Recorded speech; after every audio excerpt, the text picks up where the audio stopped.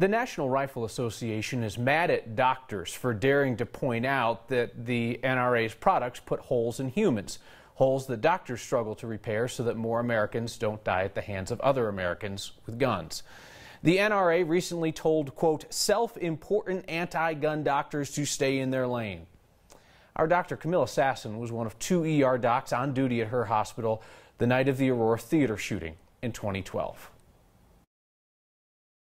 Every time there's a shooting that happens, I think we, and I say we collectively as the medical community, kind of go back to think about those patients that we've taken care of who have had gunshots. I was one of the 2 doctors who was on for the Aurora shooting. The sheer volume of people that come in, especially that night, was something that I had never experienced before.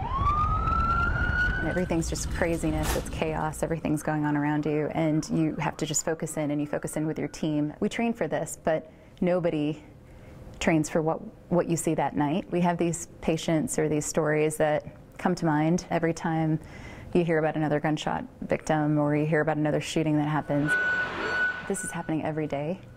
Every single day in the U.S., and we're looking at 90+ people a day that are dying from firearms, and this would never be the case for people dying from the flu, people dying in car crashes. If a school bus was crashing every single day in the U.S., we would stop all the school buses. It's the people who have caused this, and so if we don't again think about how we're going to treat the people, we can't ever get to treating the problem. Where is your emergency? It keeps happening, and I think that's when it becomes really real, and that's when you see doctors responding. What gets really frustrating right now is that there's just not that level of coming together and trying to figure out how do we just stop this. And that's not taking away people's guns, it's not taking away their rights, it's about coming together to come up with a solution together. And I think this is our lane conversation is really just about the fact that anyone who's affected by gun violence, which isn't just doctors or healthcare providers, it's teachers, it's daycare workers, it's people moms whose 3-year-olds have died. I think what we're realizing is that this is really everybody's lane.